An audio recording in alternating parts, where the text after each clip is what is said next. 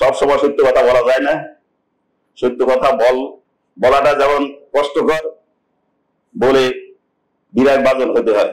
আজকে আয়োজকদের মধ্যে বিষয়টা হলো সাংবাদিকদের ভূমিকা।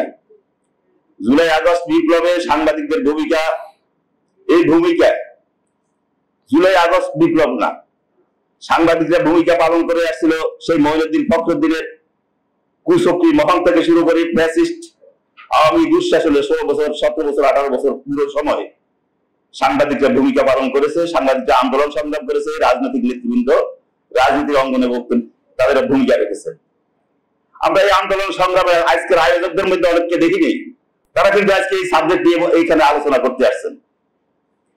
দুঃখ এবং ভারাক্রান্ত হৃদয়ে এই কথাটি বলছি, আমরা যা বলি তা করি না, যা করি তা বলি না।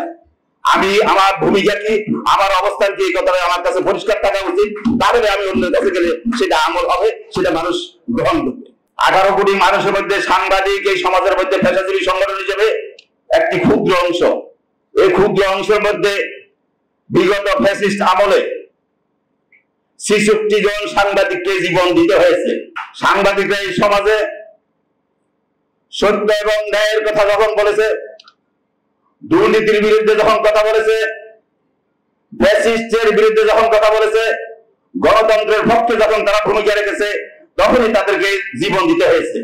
বিশেষ করে বিগত ফ্যাসিস্ট আমলে যখনই দুর্নীতি, অনাচার, ব্যাংকগুলোকে বোকলা বানিয়ে ছাড়ছিল, দেশের অর্থনীতিকে দেউলিয়া করে চেয়েছিল, তখন সাংবাদিকরা যখন কলম ধরেছে, তখন সেখানে তাকে জীবন দিতে হয়েছে, নানাভাবে অত্যাচারিত, নির্যাতিত হতে হয়েছে। সাংবাদিকরা জীবন কখনো কারো বন্ধু না। সাংবাদিকদের বন্ধু একটাই, সেটা হলো তার সততা, ন্যায়নিষ্ঠতা এবং সে যে কমিটমেন্ট নিয়ে এই প্রফেশনে আসছে, সেটাই তার বন্ধু। সেই বন্ধুর বাইরে কেউ সাংবাদিকদের কোনো বন্ধু না। এই কারণে সাংবাদিকদের মনে রেখে সাংবাদিকতা করতে হবে। আর যদি বুক বিলাসের চিন্তা করা হয়, তাহলে অনেক প্রফেশন আছে, অনেক পেশা আছে।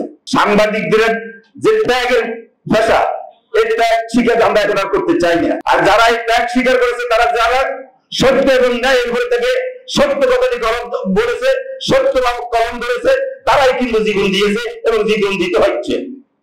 আর এই সর্বশেষ শেষে গাজীপুরে গত বৃহস্পতিবারে আসাদুজ্জামান তুহিনকে জীবন দিতে হয়েছে। তুহিনের অপরাধ কি ছিল?